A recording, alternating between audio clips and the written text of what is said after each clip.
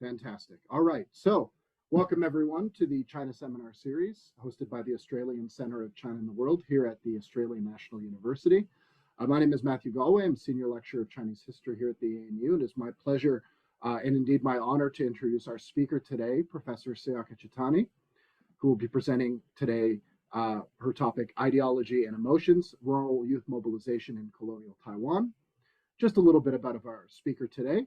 Sayaka is Associate Professor at the Department of History in the National University of Singapore, and her work concerns social and emotional histories of ideological mobilization in modern East Asia. Her first book, one of my all-time favorites of recent vintage, Nation, Empire, Ideology, and Rural Youth Mobilization in Japan and its Colonies, was published by Cornell University Press in 2018 and was recipient of the prestigious Choice Outstanding Academic Title Award. And in this work, she compared local dynamics of various small villages that drove youth into Japan's imperial programs.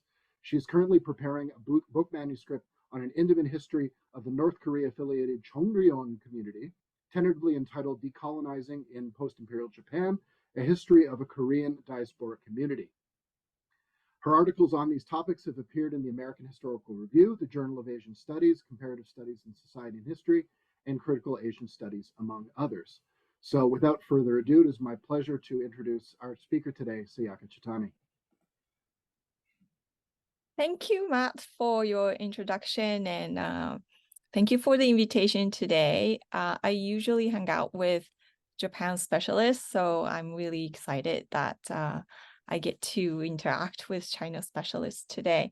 So let me share the screen first.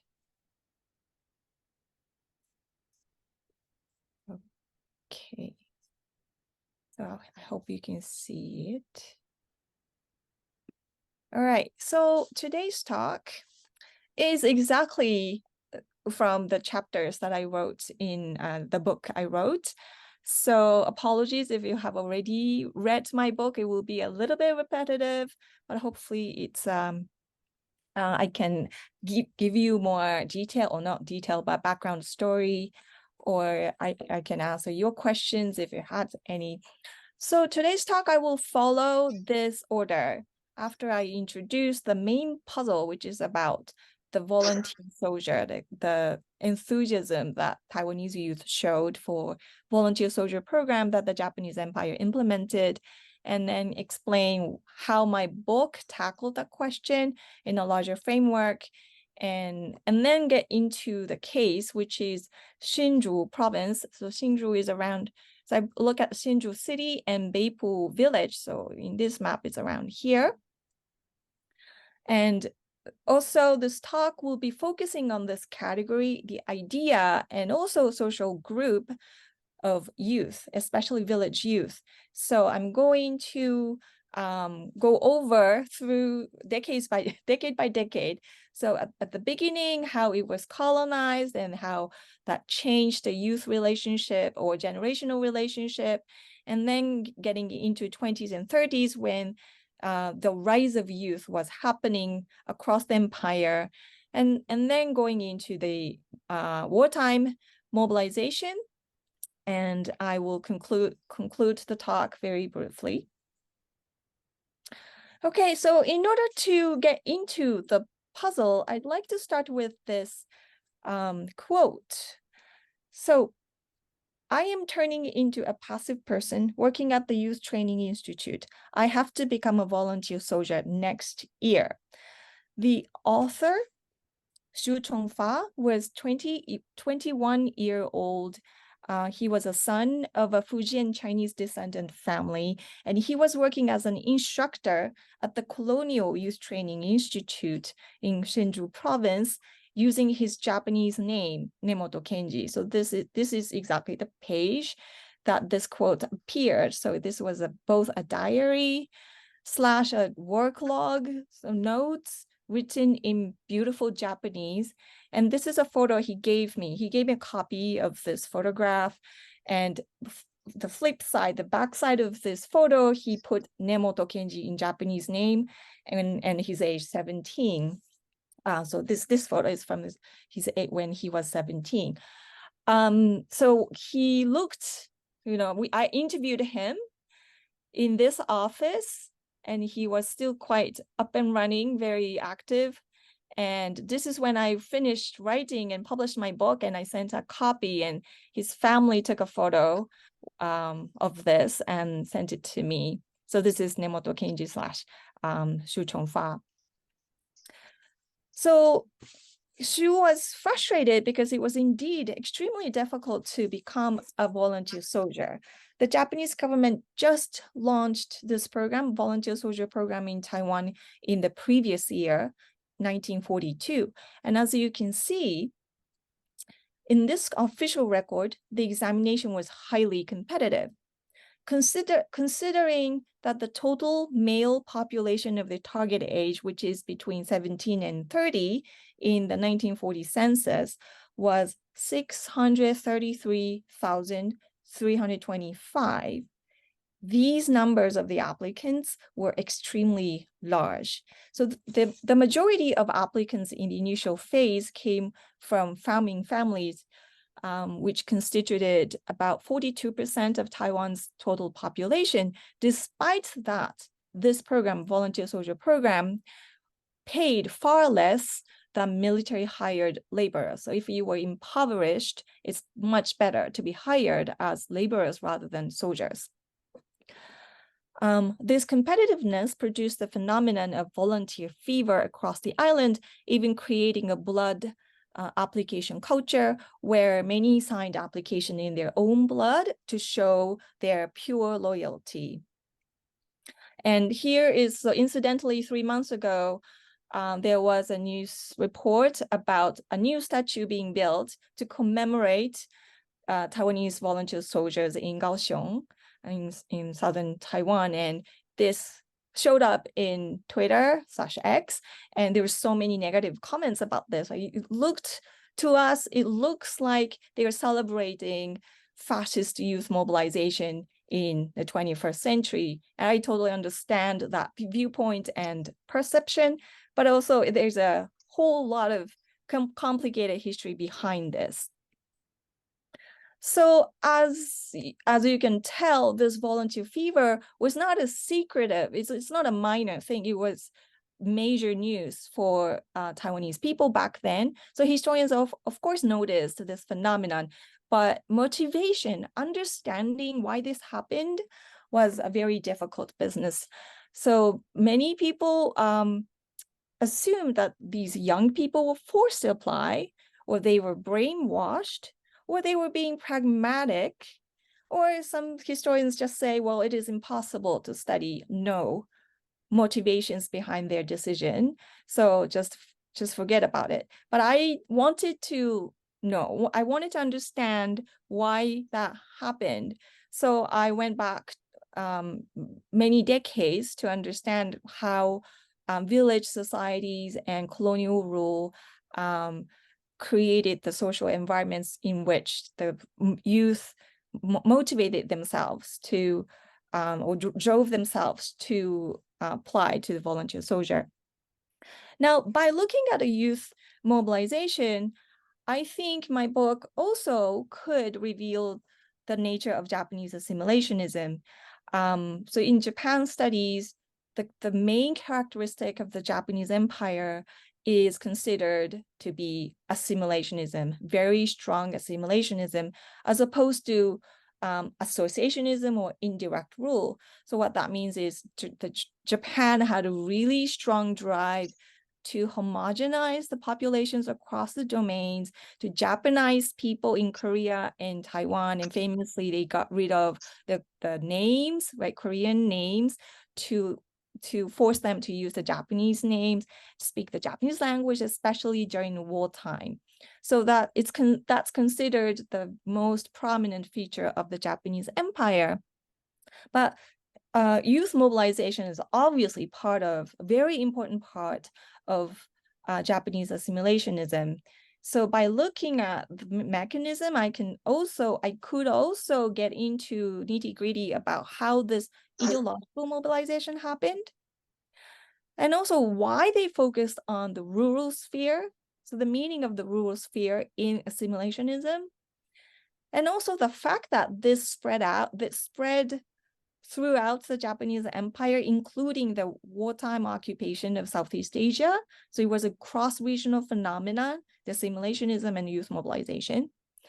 And just like in this talk, my book will focus on the category of youth. So this angle of a generational category allowed us to see more categories like gender or ethnic divisions or regional divisions that shaped the colonizing experience and the colonized experience at the same time. So just briefly, my book has more than just Taiwan chapters. I used the overarching institutional spread and long-term presence of the Senendan as an anchor. And Senendan, in direct translation, is youth corps or youth groups. I usually call them village youth associations, which were born presumably around the 12th century and continued, and it was a widespread mechanism of social engineering, social strata for young people, young generations in general in the countryside. And during the Meiji period, it was modernized and nationalized. It became a national body and transmitted the national ideology or modern lifestyle and whatnot. So this was also implanted in the colonial space as well. So I used this spread as an anchor.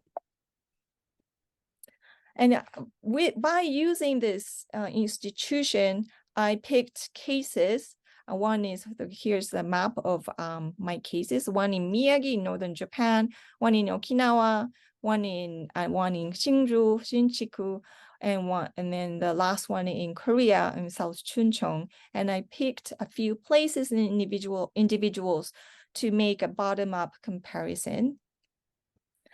And one thing that I paid attention to is not just a discursive category of rural youth, but actual experiences of village youth and how that discursive mobilization was translated in the local context.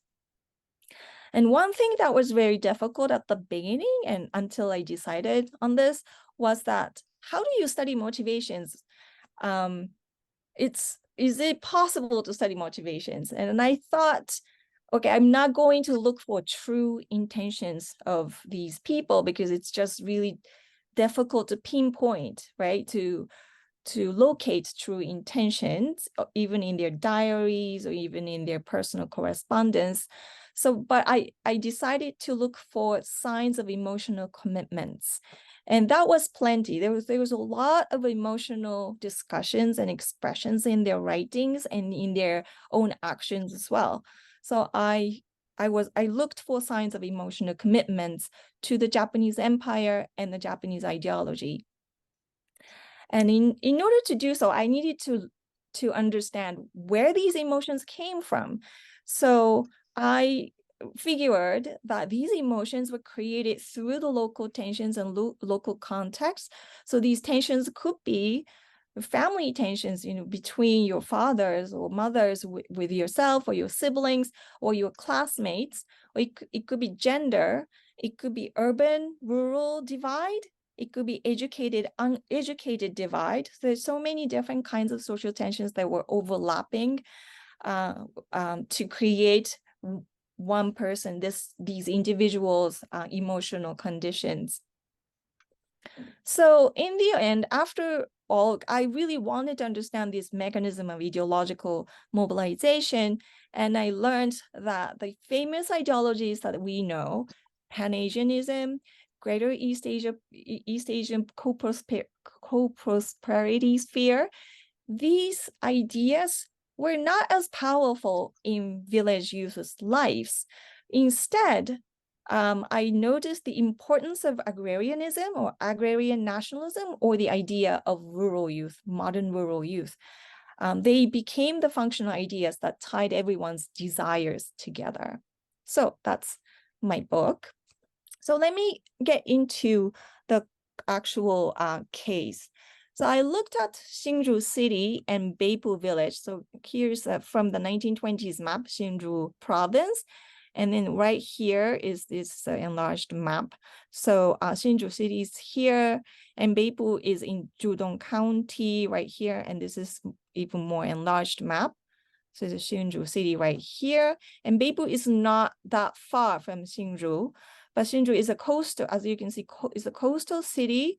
Bapu faces the mountainous areas where indigenous people were living. And this Mount Wuzhis of Five Fingers were famous for the beauty and also as the home of Saisiat tribal people. So Bapu were in between.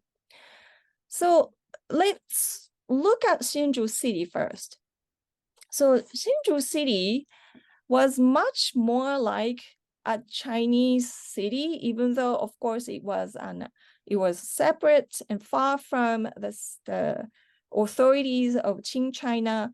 But because the migration started in the 17th century, there are already generations of Chinese families, and many elite families were living there, and it eventually became an outpost of Qing dynasty. And in the middle of the town, of the city, was this walled city, Ruqiancheng, so walled area. And but around it is many literati schools and shufan, and there are merchants and whatnot. So we can easily say they counted on Qing sources of prestige in understanding each other's social positions. So when the Japanese conquered Taiwan, and after the armed conflict, that's the first thing that the Japanese wanted to destroy, the Qing sources of prestige. And they built primary schools to replace the civil service exams centered Qing's authority. So the Japanese primary schools actually spread very quickly. So by 1904, so within 10 years, the school's popularity equaled that of shufang, or private Chinese schools run by local literati. But interestingly, this is a transitional period from the Qing rule to the Japanese rule, and there is a very confusing era for young elite families, young people.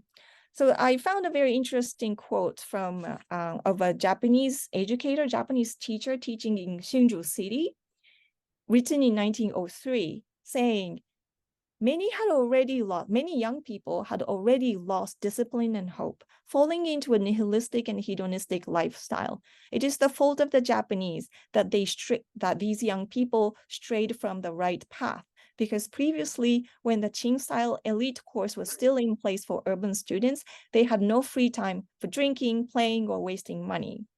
So he was quite worried about the lack of, still not enough Japanese primary schools educating the local elite young people. So these people are a little,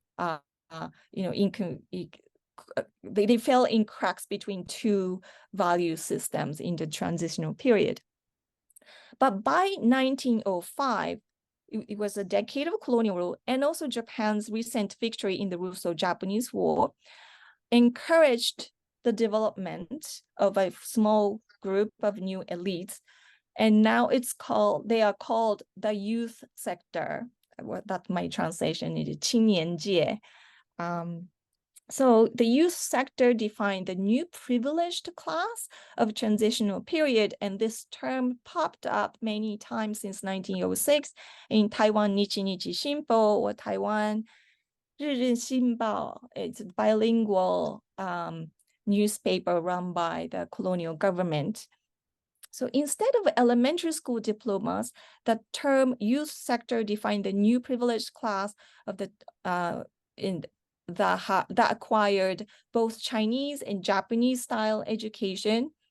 So youth here meant modern attitudes distinct from those of previous eras, and it specifically challenged the culture of seniority.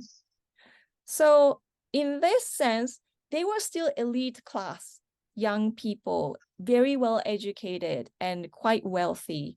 But at the same time, this new class challenged the previous class stratification and also the culture of seniority in the city.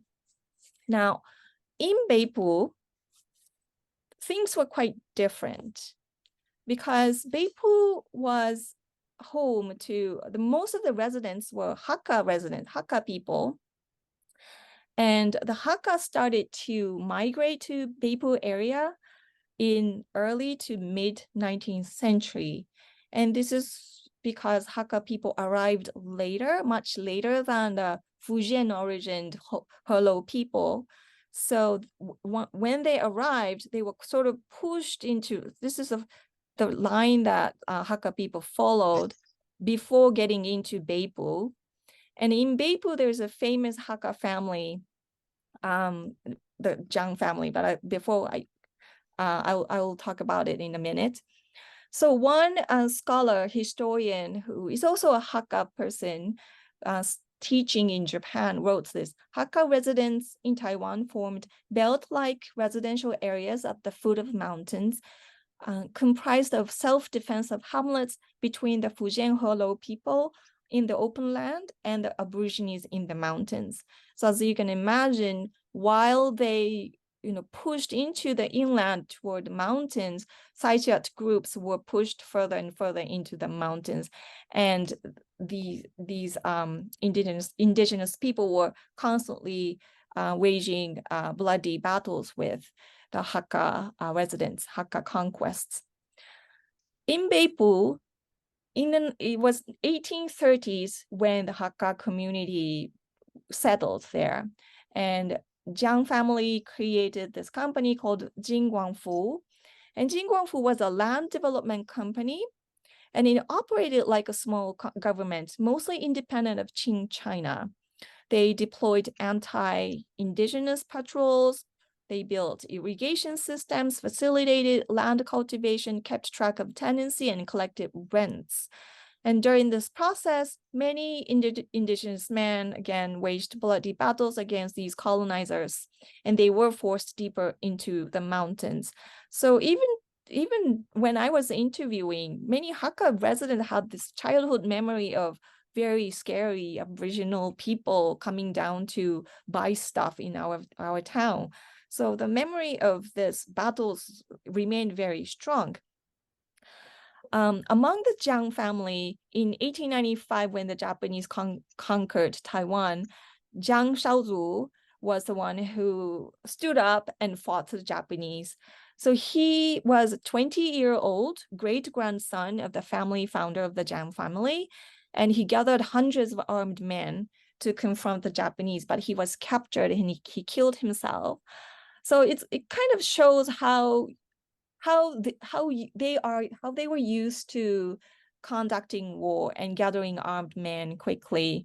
But after he died, Beipu submitted to the Japanese dominance. So they promptly accepted the Japanese administration, and they turned their local temple, which was kind of like a community center, to Japanese. So they first built a Japanese language school, and then they quickly turned it into a Japanese public school in 1898. So in the end, in Beipu, the Jiang family's dominance didn't change. So social class itself didn't change, so it remained intact. But what changed was the racial relationships. One aspect is the relationship between the Saishiat group and Hakka residents. Between them, the Japanese police acted as an arbiter. And in 1907, there was an uprising by the Saishiat tribesmen and Chinese rebels. They attacked Beipu and they killed 57 Japanese residents. And quickly, the Japanese sent the armed troops to subdue those people. And this is called the Beipu incident. And every year they commemorated the Beipu incident's victims to remind the residents how violent your neighbors could be and how important the Japanese armed police are in this town. another dimension of this racial relationship is between Hakka people and Fujian Helo people. Another Hakka writer wrote this: Taiwan was a frontier equivalent to the Wild West, and that grudges and hostilities between Helo and Hakka people that had grown in the frontier history flowed at the bottom of Taiwanese society during colonial rule. And the Japanese used the blanket label of Han Chinese on both the Fujian and Hakka people. Well, Fujian is just a region, but Helo people and Hakka people, there's no distinction in the eyes of the Japanese colonialists, but that helped Hakka people to seek new opportunities in Helo dominant Taiwanese society. Now, simultaneously with the development of imperialism and colonialism, there was this discursive and cultural and political rise of youth. So I want to briefly give you a couple of pointers, examples. The first very rapid rise of youth as a category happened in Japan, in terms of East Asia, happened in Japan in the 1880s. So there were many youth magazines, youth groups, and private youth gatherings happening everywhere in Japan. And this was encouraged by this guy, Tokutomi Soho. He was a famous and popular writer back then, and he started publishing this, The Nation's Friend, this magazine. And in this, he famously said, youth were the engine of new politics. Student youth were principal agents in historical events, including the Meiji Restoration. So that was the first sort of rise of youth in Japan. And the same kind of discourse can be found everywhere in East Asia. In China, for example, Liang Qichao, he wrote famously in 1900 in 少年中国, if youth of the entire nation act youthfully, China will become a country of the future. And then he keeps on going using the metaphor of generations. And most of you know Chen Duxiu in 1915 in a magazine called Xing Qingnian. He wrote this famous essay called Call to Youth. And he was very passionately explaining how important young people are to a new nation, China. The function of youth in society is the same as that of a fresh and vital cell in a human body. In 1915, this time, the Japanese government was very eager to mobilize young people. So this is when the Seinindan became a national body. And this guy, Tanaka Giji, is the head of the army. He studied how youth were being mobilized during World War I in Europe, and he was particularly inspired by the German experience. So when he came back to Japan, this is the first thing he did, to nationalize the Seinindan and give direct connection between the army and young people in villages. So he said, people in every nation have realized that youth who shoulder the future of the nation must be guided with special purpose and caution. And of course, anti-colonial people also focused on youth. So this famous magazine published starting in 1920 by Taiwanese students studying in Tokyo, Taiwan Qingnian, also used the word Qingnian, youth, to show how they represented modernity. And these students went back to Taiwan, and some of them started the Taiwan Cultural Association. And this association was the most powerful, most influential organization that advocated for self-determination of Taiwan against the colonial government. So in this political and cultural atmosphere that focused on youth, Xinzhu Province was also affected by that. So there was the battle over youth. In 1915, for example, Xinzhu governor, this is a Japanese man, Mimura, he basically had this proposal that let's make a Seinindan in Xinzhu. So let's make a Xinzhu youth group.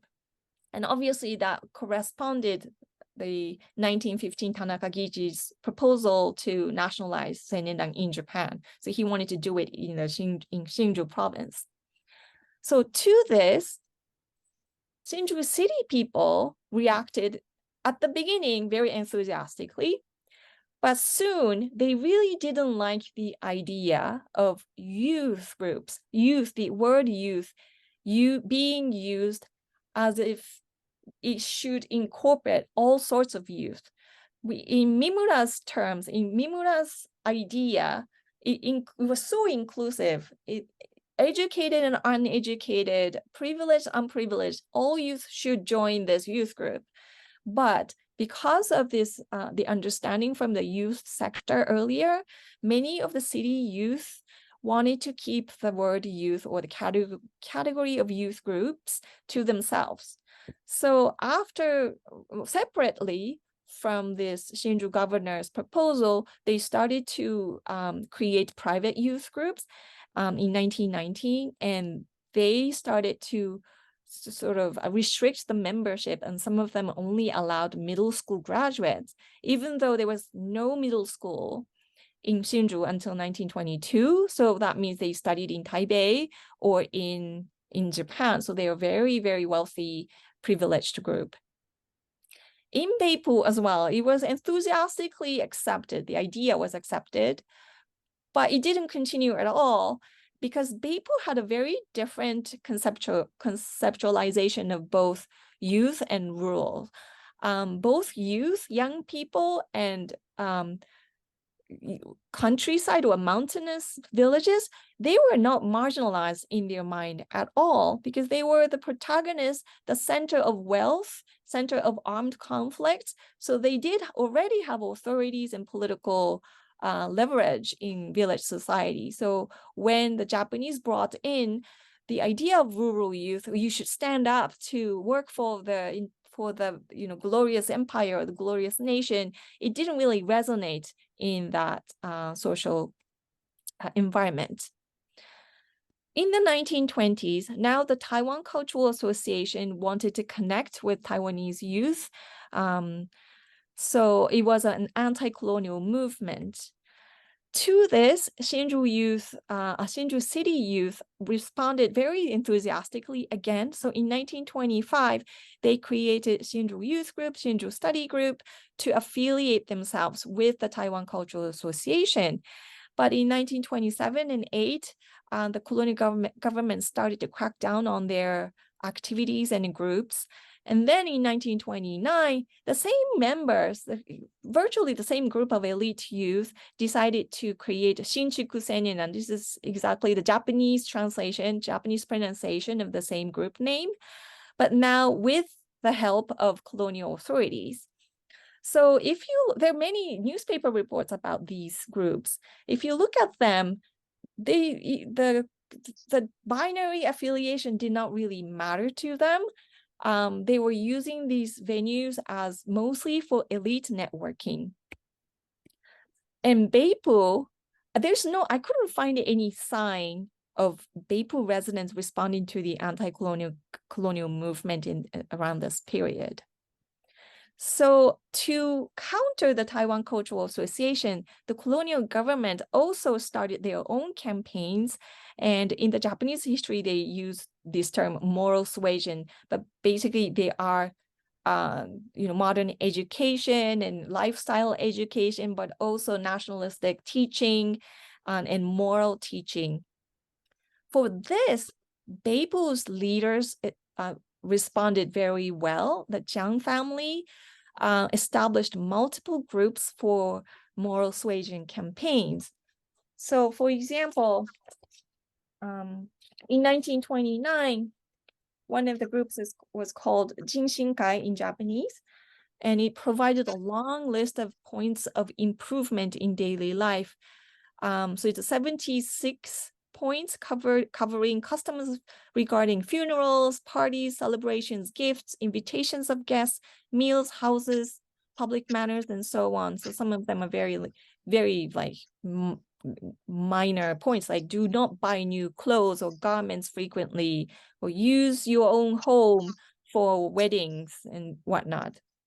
So this is a moral suasion campaign. And this was done by a new generation. In 1920, Zhang Ruichang, he was someone who was educated in the Bapu elementary school. And he also became a public school teacher in Beipu. Now it became the village head in 1920. And under his leadership, they created the Beipu Youth Group. And we don't know much about what they did, but it looks like it shared many features of modern youth of the time. For example, they played music, they formed a music band. Also, they practiced sports, and they participated in sort of pan-imperial humanitarian aid. So they collected donations for an earthquake victims in Japan. So this means in the 1920s, in both the city and countryside, the social position of modern youth was monopolized by relatively wealthy and well-educated youth. In Xinzhu City, this was a continuation from the elite youth sector, marked by both generational and class divides. But in Beipu, the emergence of modern youth meant a significant departure from previous practices. The village was now characterized by a solidified social class hierarchy, not by volatile ethnic tensions.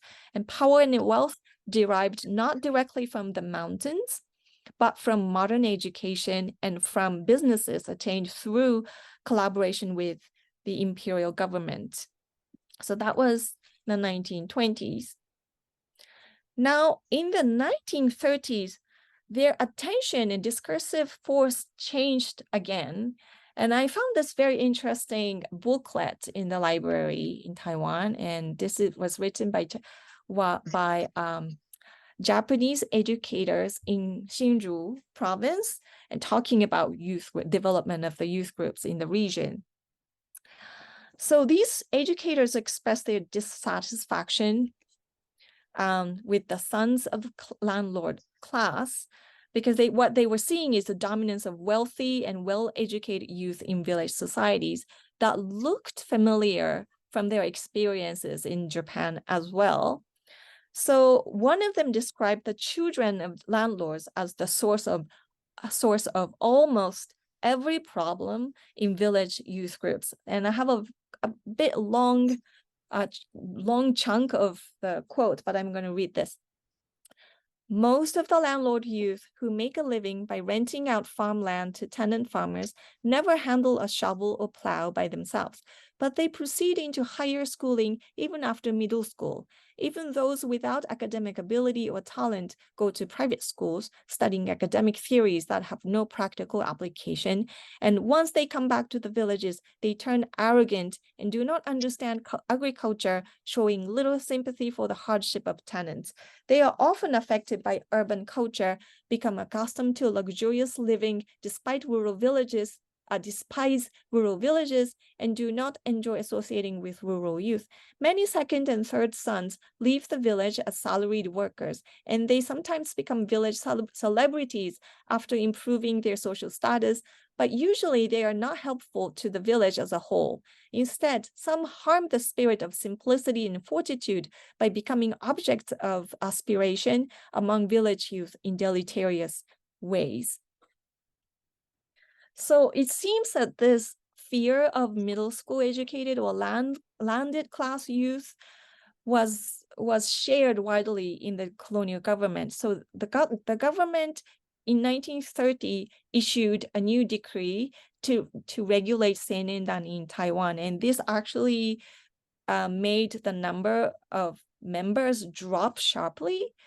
But each group has a very specific set of youth right now in this after this decree. So they basically got rid of the landed wealthier youth from Seinindan and focused on a new category of young people, which is graduates of elementary schools and who were engaging in farming.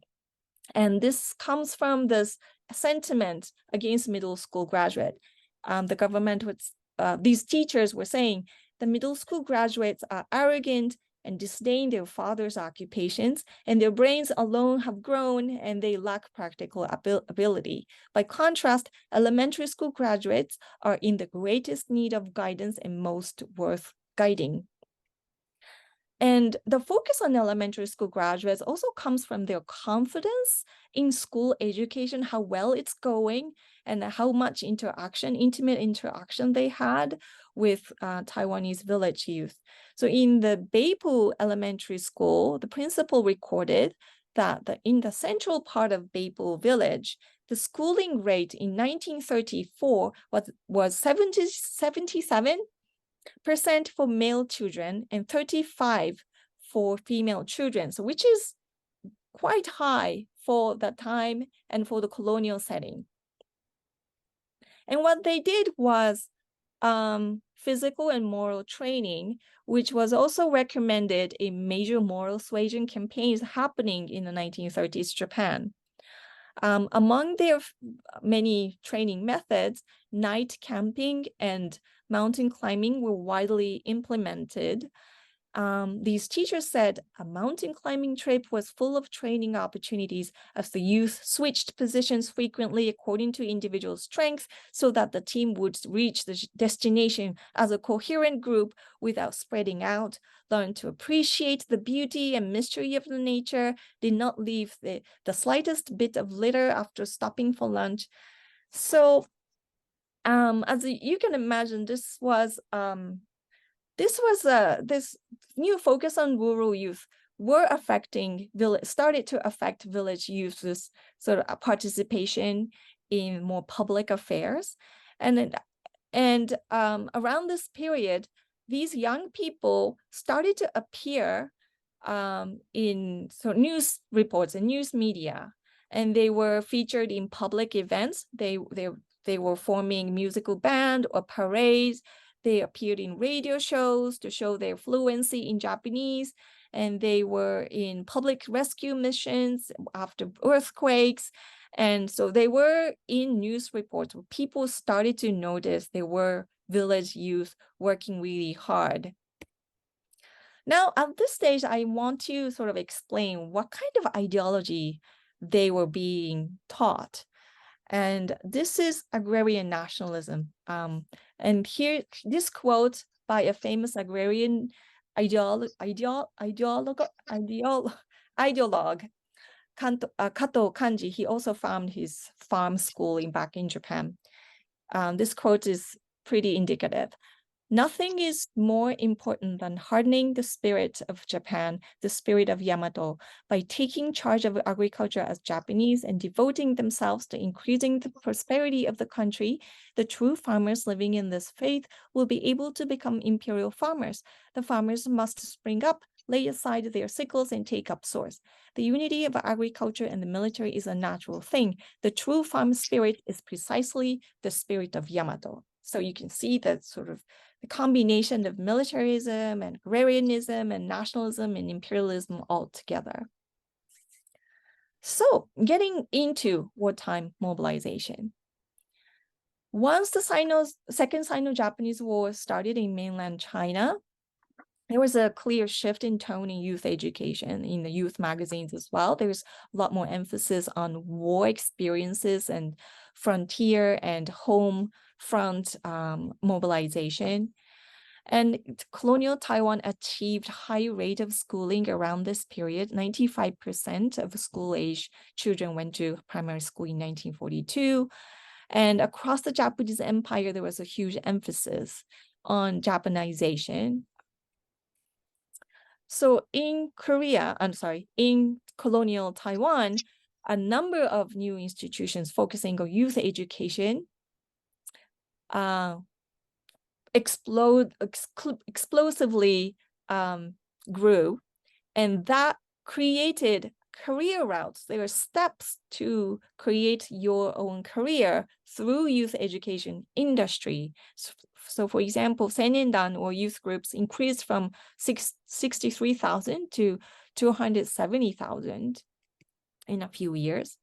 And from the colonial government's point of view, youth was particularly important around this period. Youth meant mass mobilization. And if you can mobilize youth, that means you can mobilize the rest of the society as well.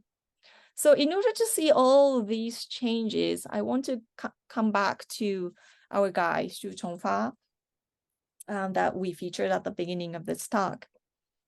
So Xu Chongfa grew up while the rise of youth were happening in the 1920s and 30s. He was born in 1922 as the third son of a carpenter in the countryside of Xinzhu. After completing elementary school, he had to give up middle-level education because the family could not pay for it.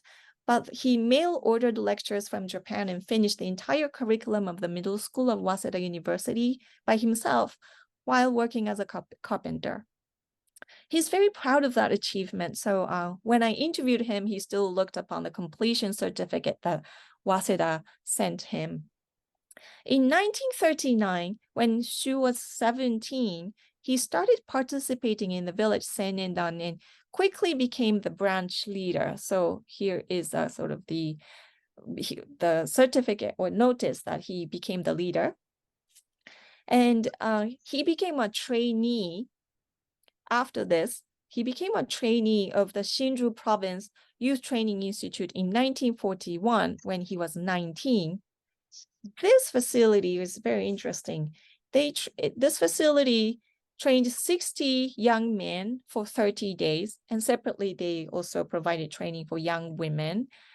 So they continued the 1-month cycle back to back all year. The students lived together with Japanese instructors, with 3 Japanese instructors, and received intense supervision starting at 6 in the morning until 9 in the evening.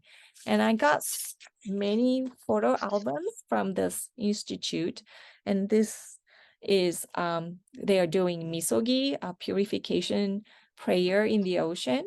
And my book cover also shows the Taiwanese youth doing misogi.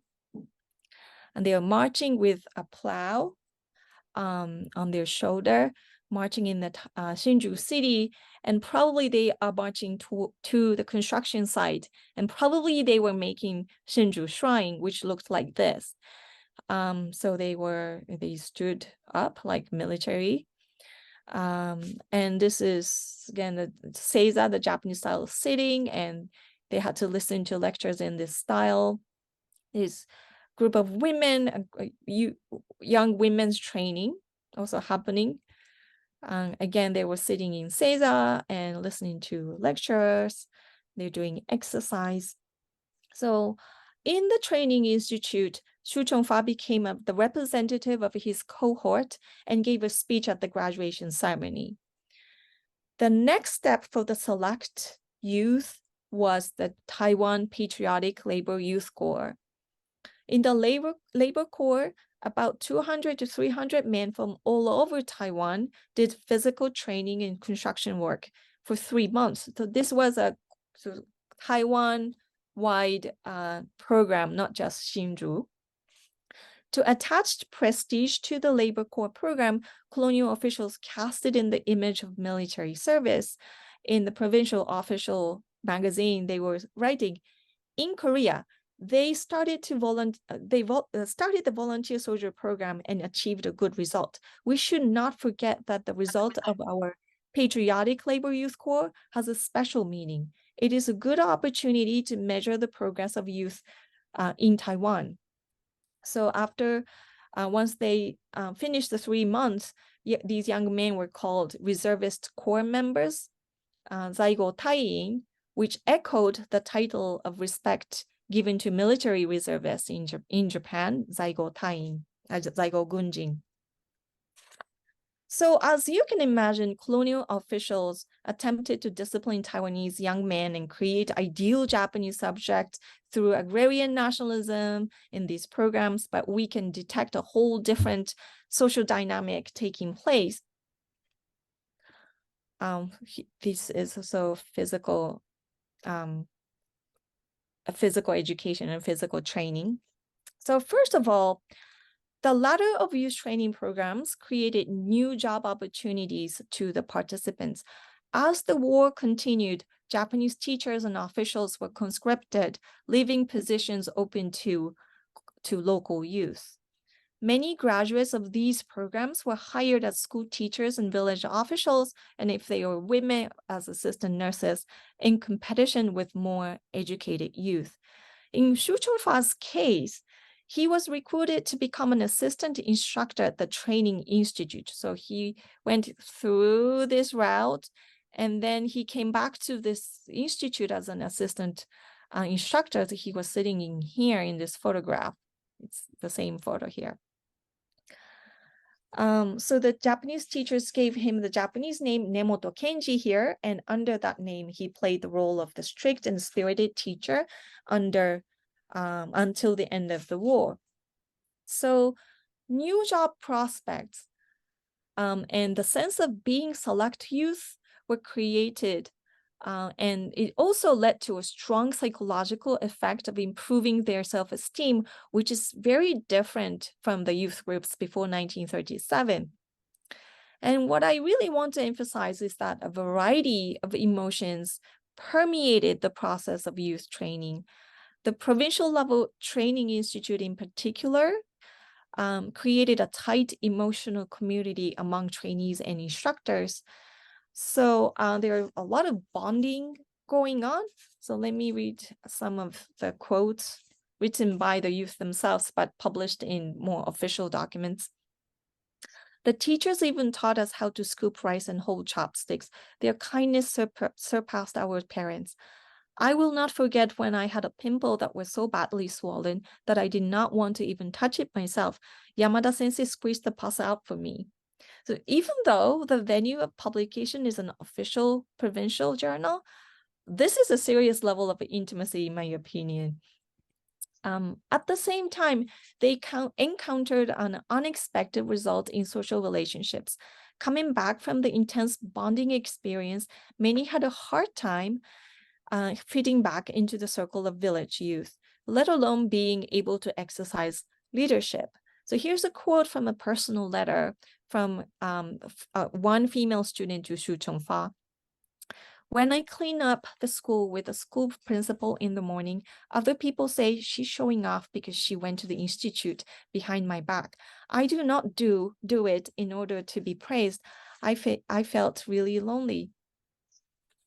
Another prevalent theme in their writing is this strong anti-urban and anti-intellectual feeling. It often came out as a sense of rivalry. In the labor corps, participants from Xinzhu Province felt most competitive against those from Taipei Province. One participant wrote to the teacher, "It seems that there are many getting sick among the Taipei team, but we on the Xinzhu team are fortunately all doing well without any accidents.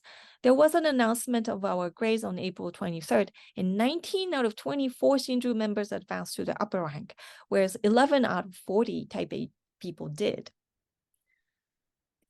Another interviewee of my research, he's a Hakka Taiwanese who still lives in Bapu, explained his sense of rivalry in terms of ethnic and racial lines.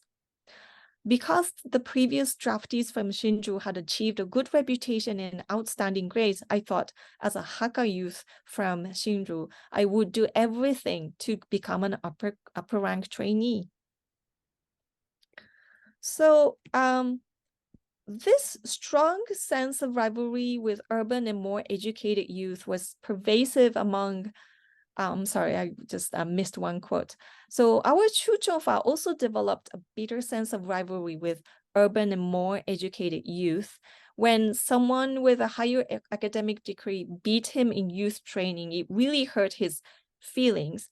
So this strong sense of rivalry with urban and more educated youth was pervasive among women as well. So here's another letter of a female graduate to Xu Chongfa, written in February 1945. "What is it in a graduate of the women's school that makes her superior to me? I believe I am by no means inferior to her. Seeing the person who wasted 3 years studying in school, I felt really miserable, but society is on their side. Facing this issue, I felt that society is so pointless. So from their writings, we can see the formation of new social identities and self-esteem as the rural, little educated, hardworking Xinzhu youth. This is also where emotions were attached to the rhetoric of Japanese agrarian and militaristic nationalism. They sang together the Japanese imperial martial song, Umi Yukaba, which is about being prepared to die for the emperor. It's actually very scary to listen to the song. But what this song represented was the affection and bonding that developed in youth training programs. In their letters, they often said they would work as hard as possible in volunteer labor and seinen and inspections because they did not want to embarrass their teachers at the training institute. So when the volunteer soldier program was launched in 1942, these young men viewed it as the new top rung of the ladder of of their career development. In terms of both job prospects and social recognition, the volunteer soldier program promised an overnight subversion of the marginalized position of farm youth. In this environment, many young men could not distinguish their personal urge to apply from the social pressure to do so. Xinzhu's official newsletter reported that youth rushed to the counter soon as the city hall opened, started accepting applications. It was almost like a battle scene. The number of applicants in Xinzhu reached 20,586 in the first 2 weeks. The volunteer fever had an amplification effect on social pressure, creating the female gaze over eligible young men. For example, hundreds of female Senenda members made an oath that they would not marry men who did not apply. Even among urban intellectuals, the prestige of the volunteer soldier elevated the status of rural youth in general, and that further heightened the social and self-imposed pressure on village youth. Okay, so thank you for listening to me. Finally, to conclude, a focus on youth as a social category reveals a new dimension of Japanese colonial rule and social experiences. So that's part of the main arguments that I wanted to make in my book.